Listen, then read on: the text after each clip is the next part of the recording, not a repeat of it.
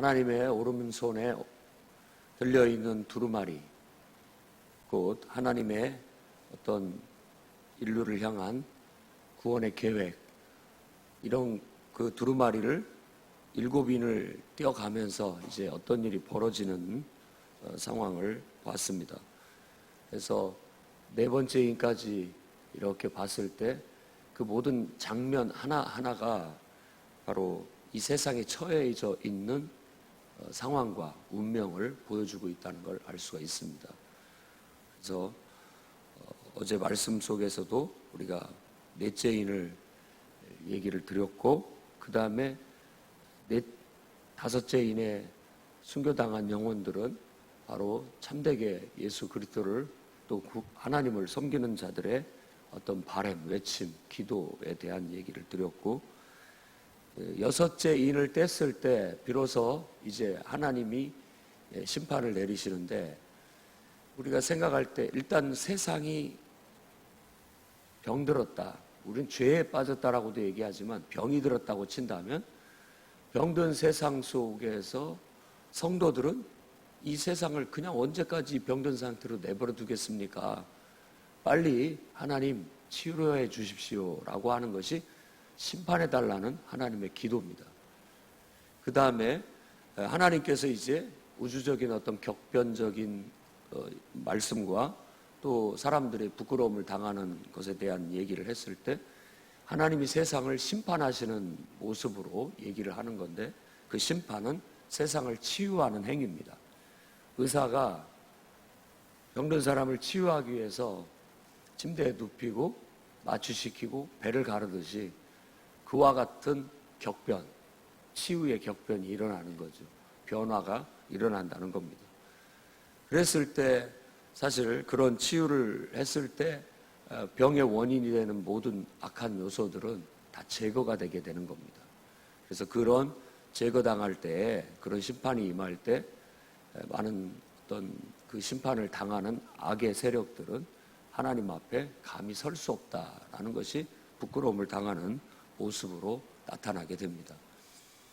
그래서 누구든지 예수 그리스도로 옷 입고 복음 안에 거하는 자들은 다 구원을 받게 될 것입니다. 이제 그 얘기를 잠깐 동안의 장면의 변화로서 7장에서 하고 있는 겁니다.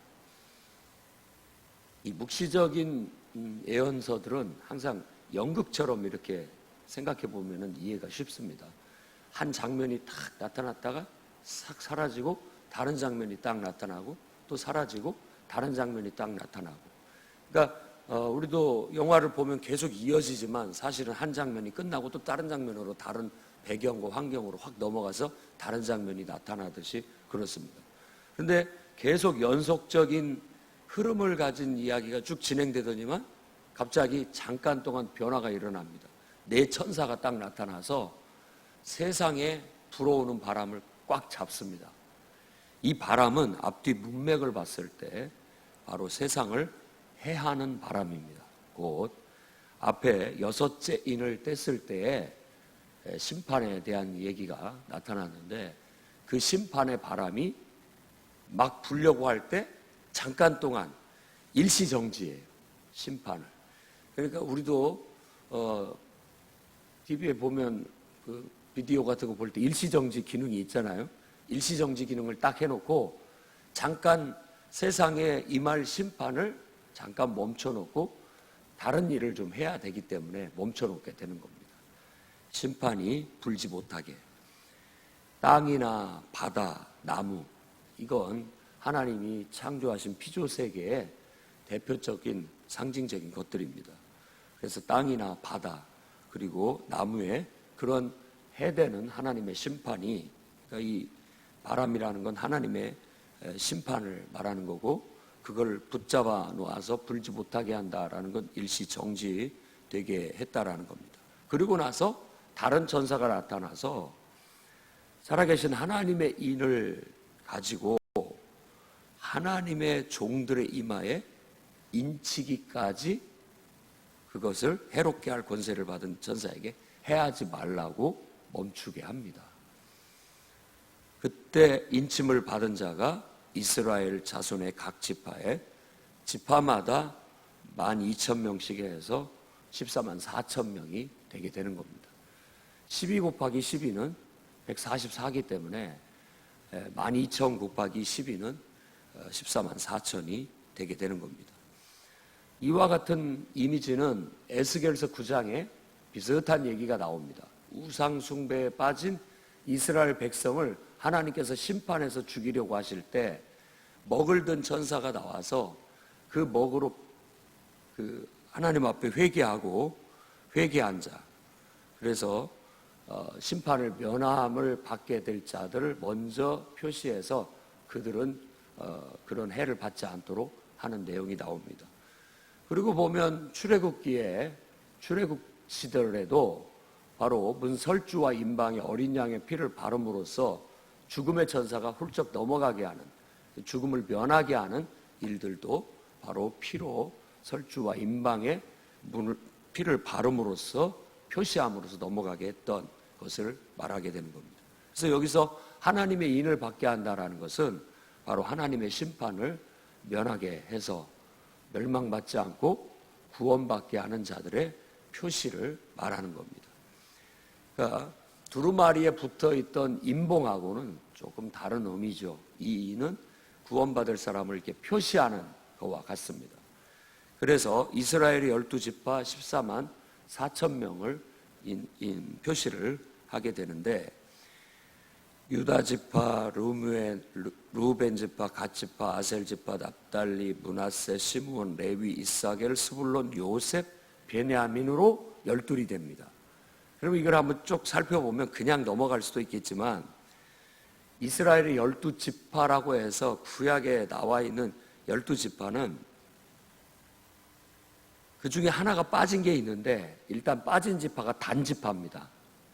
그 단지파라는, 단이라는 그 단은 비라라는 레아의 여종이 낳은 아들 중에 하나였는데, 그 단지파는 빠집니다.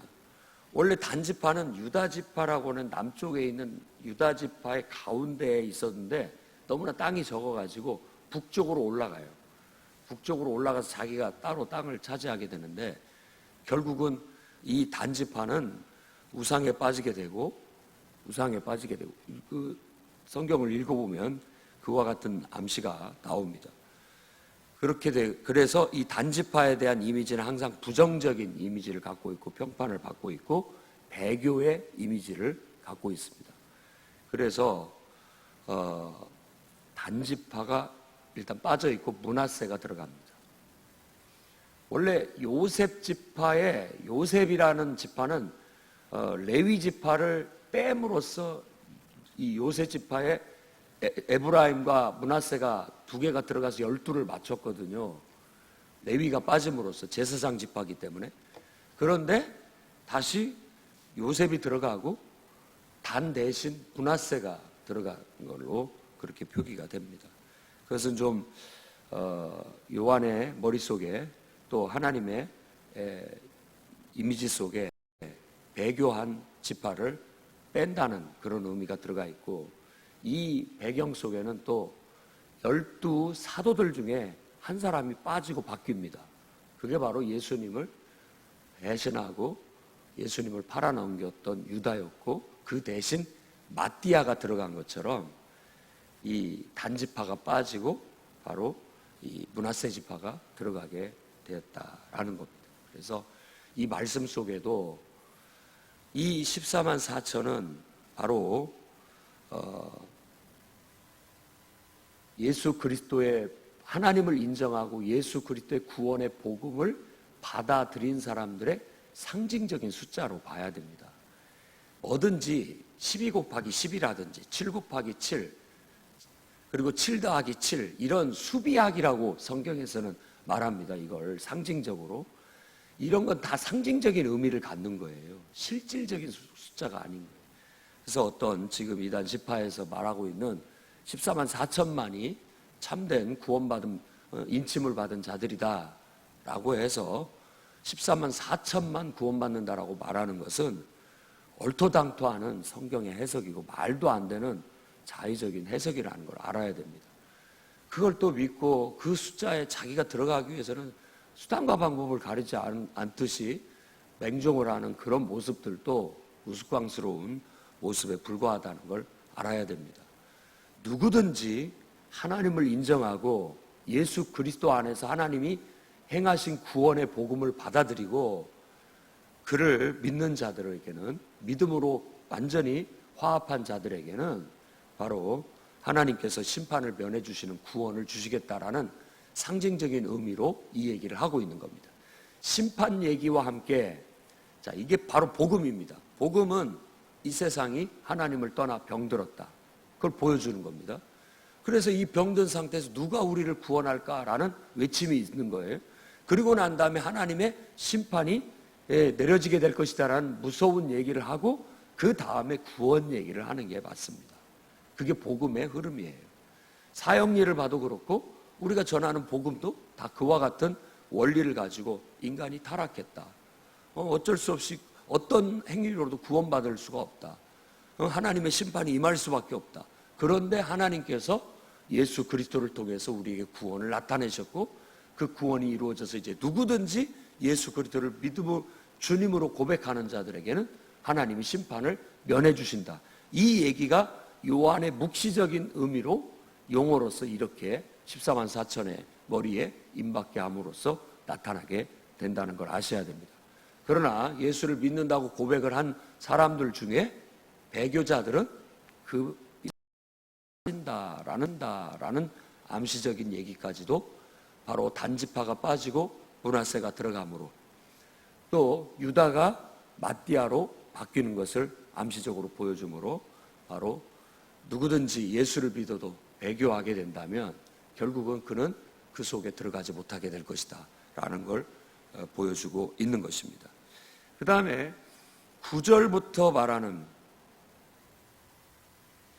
셀 수 없는 큰 무리가 흰 옷을 입고 손에 종려가지를 들고 보좌 앞과 어린 양 앞에서 찬송하는 자들입니다. 그리고 13절에 장로 중에 하나가 와서 요한에게 묻습니다. 이 흰 옷 입은 자들이 누구며 또 어디서 왔느냐, 이 사람들이 누구냐, 누군 줄 아느냐라고 요한에게 물어보자 요한도 그럼 장로님은 아십니까? 라고 되물어보게 됨으로써 그 흰옷을 입은 셀 수 없는 큰 무리가 누군지에 대해서 얘기를 하게 되는 겁니다. 읽어보면은 이제 에스겔서라든지 또 다니엘서라든지 이런 거 보면 천사와 대화를 통해서 하나님이 주신 환상과 계시를 해석해가는 그런 것과 같은 구조로 이루어져 있습니다.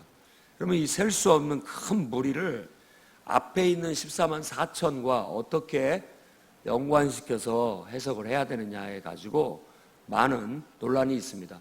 곧 14만 4천이 상징적인 의미고 또 셀 수 없는 무리는 바로 똑같은 그 14만 4천 무리를 다른 표현으로 했을 뿐이다라고 보는 사람도 있고, 다른 유대인들과 이방인으로 구분해서 해석하는 경우도 있고 그렇습니다.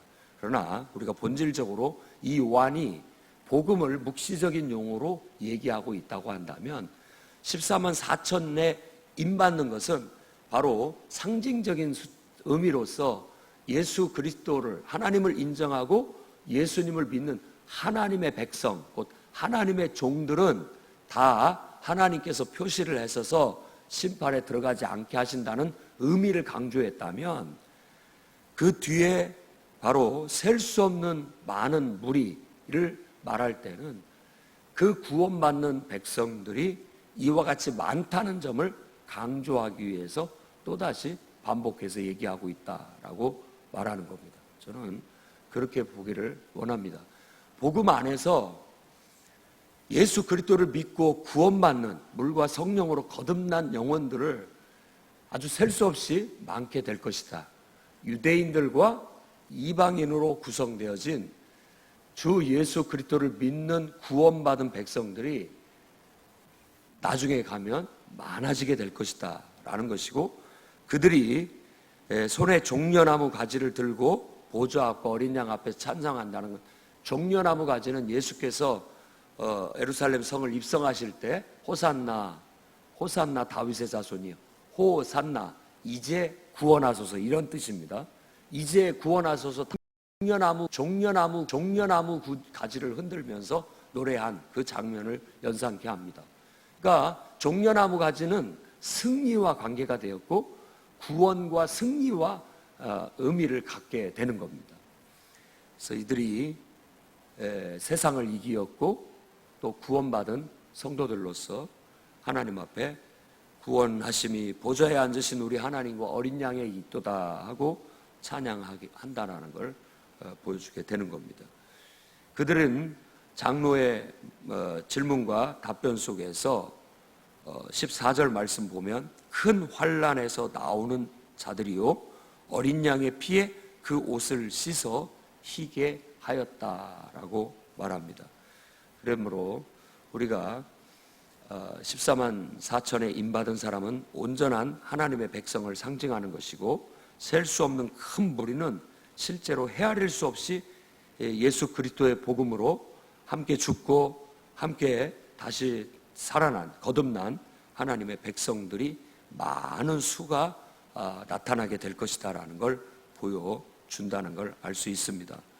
그래서 유대인을 포함한 예수를 믿고 주님으로 인정하는 모든 사람으로 구성된 사람 어떤 무리 메시아 그리스도 예수를 통해 구원받은 새로운 하나님의 백성들을 바로 말한다는 걸 알 수 있습니다.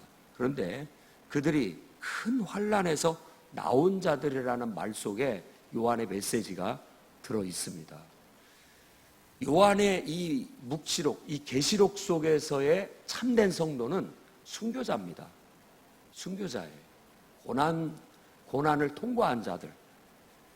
다시 얘기한다면 과거나 현재나 미래나 예수 그리스도를 믿고 그 믿음을 신실하게 지키는 자들은 항상 고난을 통과한 자들의 길을 걷습니다. 세상과 야합하지 않고 세상에 속하지 않고 이 세상 속에서 하나님 앞에 속해서 사는 자들은 강물을 거슬러 연어 같은 삶을 살게 되는 겁니다.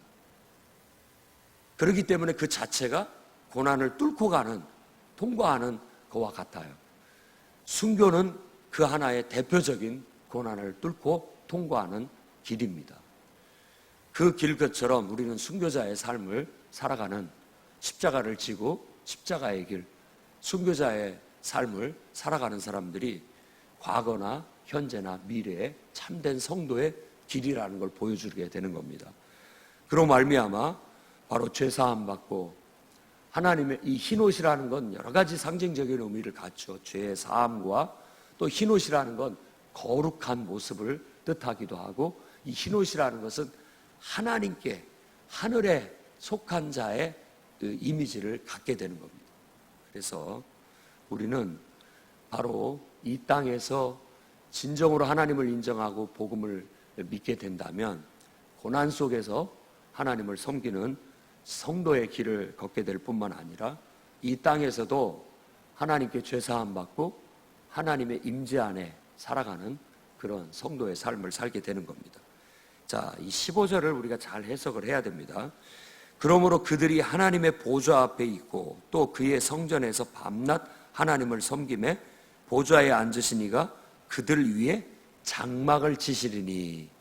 이래서 박태관의 그 전도관 그리고 유재열의 장막성전이 이것 때문에 나오게 되는 겁니다. 하나님이 장막을 치셨다라고 하는데 이 14만 4천과 연관을 시켜서 자기들이 장막성전이라고 말을 하는 거예요. 그러니 정말 이런 것들을 봤을 때 자기들한테 갖다 맞추는 형세가 되는 거예요. 자기들이 지금 이렇게 하고 있는데 자기들을 더 이렇게 미화시키기 위해서 성경 말씀을 갖다가 붙이는 격이 되는 거예요. 우리가 14만 4천이다. 바로 하나님께서 장막을 치셨다고 했는데 우리가 바로 우리 교회가 장막이다 라고 해서 이 속에 들어오지 않은 사람들은 구원받지 못한다 라고 말하는 논리인 것이죠. 그래서 그 사람들에 대해서 혹해가지고 끌려가서 여러 가지 그 막 간증 듣고 브라벌 사람들이 막 세상에 박사님, 교수님, 의사, 변호사, 판사 이런 사람들이 와서 막 간증을 하면 저런 사람들도 저걸 믿는데 나 그냥 혹하고 그 빨려 들어가서 그 논리에 빠져들게 되는 거예요. 약장수 논리하고 똑같습니다. 약장수는 비디오를 통해서 막 석박사학위 받은 사람들이 논문에서 이런 얘기를 했다, 이런 얘기를 했다, 이런 얘기를 했다 이렇게 얘기하면 그냥 혹하고 나도 하나 주시오, 나도 하나 주시오 서로 사는 것처럼 그렇게 포교를 하고 있고 그렇게 이와 같은 말씀들을 역이용해서 자의적으로 해석해서 나아가고 있는 겁니다. 우리가 하나님의 장막을 얘기했을 때는 이미 그 성전의 이미지를 갖고 있고 그 구약의 성막의 이미지를 갖고 있습니다. 성막은 하나님의 임재를 말하는 겁니다. 이스라엘 백성이 장막을 쳤을 때 그 장막을 성막이라고 거룩한 성막이라고 했을 때는 하나님의 영광이 그 위에 임하여 있었기 때문입니다. 예수 그리스도께서 육체로 이 땅에 하나님인데 인간이 돼서 이 땅에 왔을 때 인간이 됐을 때 바로 그 성막처럼 장막을 입고 인간이 돼서 이 땅에 오신 분을 바로 예수 그리스도라고 합니다. 그랬더니 그 영광을 보니 아버지와 아버지의 은혜와 진리가 충만하더라. 하나님을 본 사람이 없으되 그를 통해 하나님이 나타났다라고 얘기를 하는 그런 의미를 갖습니다. 그렇다면 하나님께서 이 셀 수 없는 많은 무리 그 머리에 임받아 하나님의 백성이 된 예수 그리스도를 믿고 복음을 통해 구원받은 성도들 속에 하나님께서 그들이 밤낮 성전에서 하나님을 섬기며 그 위에 장막을 치신다는 것은 바로 과거나 현재나 미래의 모든 구원받은 성도들이 하나님의 임재 안에서 하나님의 성령의 임재 안에서 이 장막이라는 것 하나님의 임재로 해석을 하는 것이 맞습니다. 하나님의 임재 안에 머물며 그들은 하나님을 섬기게 될 것이다 라는 겁니다. 그래서 과거나 현재나 미래의 모든 성도들 구원받은 하나님의 백성들을 이 속에 포함을 시켜야 되겠고 그들은 하나님의 임재 안에서 항상 밤낮 하나님을 섬기는 이미지로 비춰지게 되는 겁니다. 그래서 우리 성도들은 이 말씀을 통해서 항상 고난과 박해에 대비하고 그것을 의연하게 이겨나가는 성도들의 삶을 사시기를 바랍니다.